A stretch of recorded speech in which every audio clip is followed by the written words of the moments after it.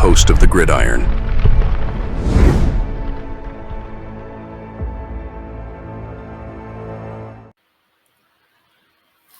I just can't. It's unbelievable. Absolutely unbelievable. I mean, every week we're losing another kicker. It's like, what the is going on? It's like, and I realize this guy right here, right? I know that's a Brown. Yeah, I know. It's from the 50s. That's Lou Groza right there. That's a Brown. It's not a Giant. He's a Brown, right? But what the heck is going on with the Giants kickers? But there's a reason why I got this guy right here, right? This guy, this Hall of Famer right here, Lou Groza. May his soul rest in peace, right? But I mean, what the is going on? I mean, and the reason why I got Lou Groza, there's other guys I could have picked up or shown, right? But that guy, he was a kicker for the Browns.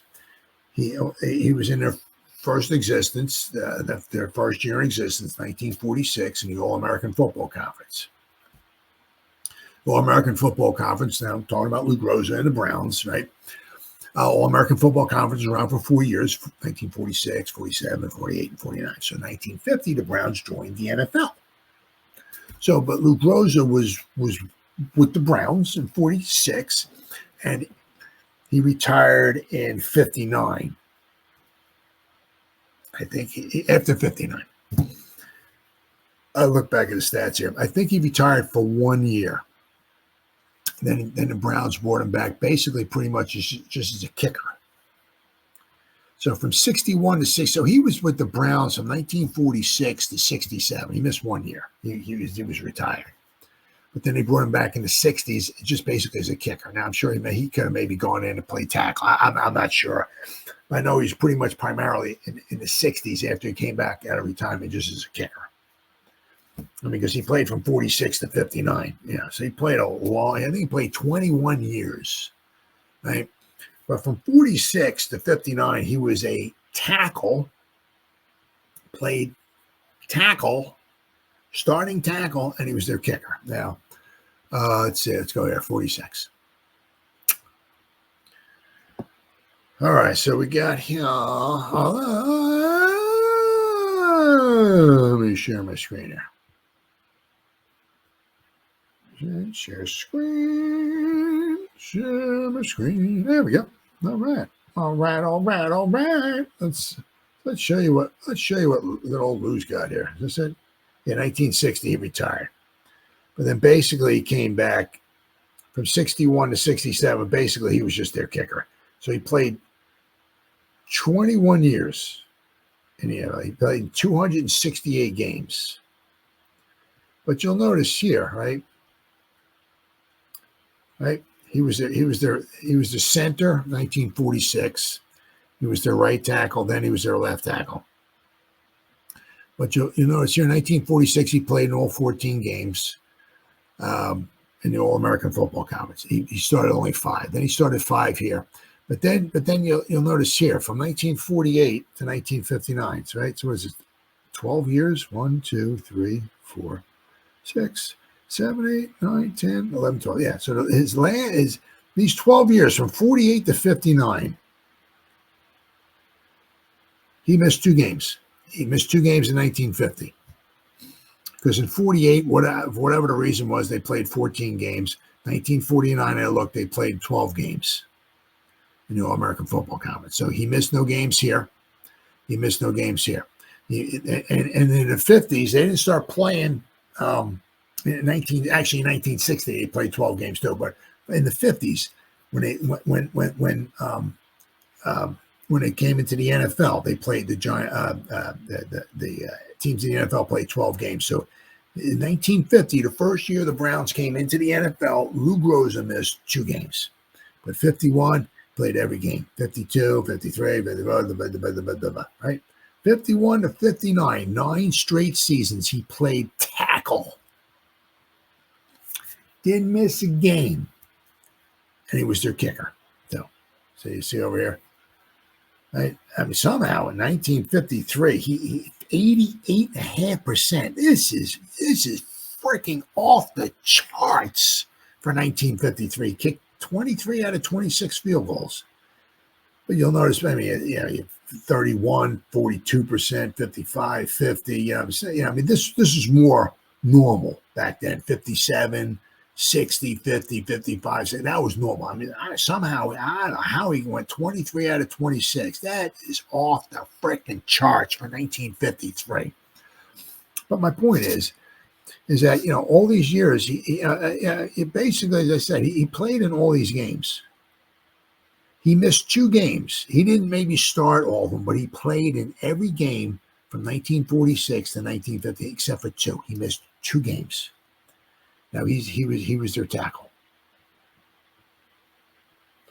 Let's see, right? Right. So Lou Groza was the tackle for the Browns all those years. Didn't miss a game. Missed 2 games from 46 to 59. Missed 2 games. Now he's the starting tackle, right? When they go, it's not like it is nowadays where you can grab a guy's chest plate and all of that, and you kind of dance around. The guy tries to hit you, and you can grab him and walk him around. And now back then there was no, you ain't grabbing nothing. You grab something, that's 15 yards. I don't care what you grab back then. You ain't grabbing nothing. Back in the 40s and the 50s, if you want to grab something, that's what's going to happen with the refs. Or actually, you know what they used to do? I mean, nowadays it's this, but back in the day, the refs used to take the flags and used to throw it at the ground, right? They would throw it at the ground where the penalty happened. But you're an offensive lineman back then. You grabbing something? Oh, 15 yards or 10, whatever it was back then. What they did back then was they would chop, like taking guys' knees out and stuff like that. I mean, you guys wind up on the ground half the time. Not nowadays. You don't see offensive linemen on the ground nowadays. That ain't happening. If you're an offensive lineman, you're on the ground, you're doing something wrong. They don't want nobody on the ground, right? But back then, I mean, you got guys punching and this and taking knees out and playing on dirt and slop and all kinds of crappy weather and all that stuff. And he played every game at offensive lineman. And somehow he was still able to manage to be their kicker without missing a game, without missing a snap. He was on the field, would march all the way down the field as the offensive lineman. They'd have a 10, 12 play drive. The drive would stall, and he's out there kicking a field goal. Or they'd march down the field, 10, 15 play drive, whatever it was. Score a touchdown. He's out there every play as a tackle. He's there kicking the extra point. And then he runs down the field and he kicks the kickoff. Not missing a play, not missing a snap, nothing. And he's the offensive lineman. We can't even get guys to punt. We can't even get guys. I mean, we've lost just 2 guys. We've lost some or 2 guys. Our field goal kickers are on injured reserve. One guy just running after somebody. It's like, are you kidding me? What is going on? I mean, as I said, we got guys from years ago who used to drink beer and this, that, and everything. Used to play offensive line, taking guys' knees out, and this, that, slugging it, all this stuff, and they're able to be kickers and every game. Game in, game out, snap in, snap out, crappy weather, horrible weather, all this. The guys are there all the time. We can't even got guys on the sideline. We just do nothing but kick a football without going on injury reserve. What the is going on? I mean, you've got to be kidding me. We've lost three kickers. When? Are you kidding me? It's really, really ridiculous. I mean, thankfully we got Hey Jude, I guess, supposed to be coming in tomorrow, but Giants face an interesting kicker situation as Greg Joseph lands on the injury reserve. So we got Joseph on the injury reserve, and we got of course Graham Gano on the injury reserve. Giants were forced to scramble early in the season when obviously Graham Gano went down with the groin injury in week 2. As Gano's replacement, Greg Joseph deals with an abdomen injury. New York will get creative once again, per ESPN's Jude Raanan, as Joseph's injury will land him on the injured reserve, and the team will utilize a standard game day practice squad elevation on kicker Jude McAtamney to replace him this weekend. In the aftermath of Gano's injury, Joseph was signed off the Lions practice squad. The Giants have auditioned a number of free agent kickers, but opted instead for Joseph, who is waiting in the wings behind UFL star Jake Bates. Joseph has been admirable in his replacement duty. I mean, he's been admirable. Yep. Yes, he has. Converting 13 of 16 field goal attempts. Not bad. While all three misses coming from beyond 40 yards. And that was the one thing I said when I did a video on this one. I did say, with Joseph, is that from 39 yards in, he's almost automatic. From 40 yards out, he will miss an occasional extra point. The thing is with the Giants, and the Giants haven't scored any touchdowns. He'll miss 1 out of every 10 extra points. The problem is with the Giants, they don't score any touchdowns from the kick any extra points. So, not have to worry about that. But I said, but with Joseph, from 39 yards in, he's like automatic. But I said it's from 40 yards on out that he's a little sketchy, and that's what it was. All of his misses have been from outside of 40. So that's one of the reasons why he's not a full-time kicker in the NFL. You have to be more consistent from 40 yards out. I mean, you got guys like Graham Gano kicking 55-yarder field goals like they're absolutely nothing. He can do them blindfolded. I mean, the guy's so good. He just unfortunately can't stay healthy anymore. But let's see. The Giants will audition other kickers. Let's see. He also assisted in inspiring. He also assisted in uninspiring offense, converting all 6 of the extra points he was asked to kick. New York had ruled out Joseph for Sunday's game with the injury to his abdomen already, but placing him on IR means that he'll miss at least 3 additional contests. The Giants are not going external once again to fill their newly vacant kicker position, instead choosing to elevate the practice squad kicker McAtamney. He seemingly was not prepared to step up in week 3, but the Giants will trust him to debut in the NFL on Sunday. McAtamney is a former Gaelic football player from Northern Ireland. How freaking cool is that? After gaining an interest in American football, McAtamney trained with Pro Kick Australia and moved to America to play at Chowan University and Rutgers. He made 12 of 18 field goal attempts for the Scarlet Knights with a long of 49 yards and converted 23 of 24 extra points. As a native Irishman, McAtamney qualified for the NFL's international roster exemption, allowing him to be on the Giants practice squad without counting towards the 16-man roster practice squad limit. So that's cool. Joining McAtamney from the practice squad on Sunday will be outside linebacker Toman Fox, who is not being elevated but signed to the active roster to fill the roster spot vacated by Joseph. Filling Fox's spot on the practice squad is versatile fullback tight end Jakob. He's back. Jakob Johnson, who rejoins the team after being released on Wednesday. So that's pretty cool. So, but I mean, it is unbelievable. I just can't. I have such a heart that these guys do nothing but kick a ball, and they can't even kick a ball without getting injured. It's just unbelievable. And I just think back in the day, I said, like on this thumbnail, I got Lou Groza there, Hall of Famer, for years, from 1946 to 59. Like I said, he retired in 60. He came back and played from 61 to 67, just basically as the Browns kicker.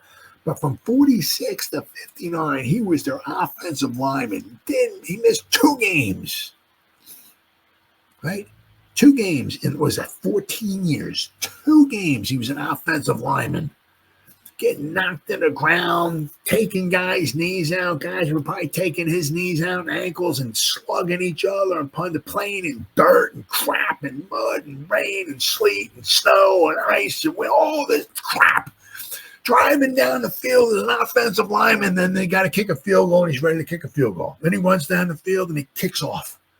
Then he goes on the sideline, waits for the Browns to get the ball back. He runs back on the field, and he's a tackle, blocking and punching and slugging and kicks a field goal, then kicks off, runs on the sideline, comes back, waits to go back on, goes back out on the field. He's blocking and punching and kicking, taking these out. Every game, every snap, every year, this. Lou Gross is out there all the time, kicking. And we can't even get a guy standing on the sideline drinking Kool-Aid without pulling an abdomen. What the is going on? It is unbelievable. Absolutely unbelievable.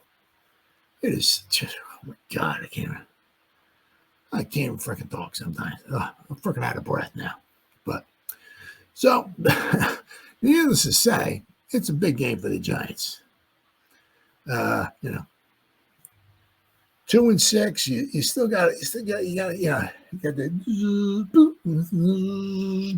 got a little bit of a heartbeat going on. 2-7. We're red line. You can go there and try to jumpstart the heart back, but if we can go 3-6, I mean, you think if we can go 3-6 and we're playing the Panthers, right, in Munich, and then we got a bye week, maybe we get Thibodeau back and whatever, right? Maybe get some guys healthy. Certainly not saying we're going to go on a Super Bowl run, but hey, if we're 4-6, things are looking a lot brighter. But if we wind up losing against the Commanders and we go 2-7 once again, it's and you just don't know what you're going to get. You just don't know. We're at home. We should be doing good, right? But we can't score a touchdown. Go figure. But that's our 2024 New York Giants for you. All right, guys, been 1 hour and what the heck is that? 15 minutes. Whoever spent any time listening to me live, thank you. Or if anybody's going to spend any time watching a replay this, once again, thank you so much from the bottom of my heart. It means the world to me. As always, you guys stay safe out there. Go Giants! Woo! Oh, yeah.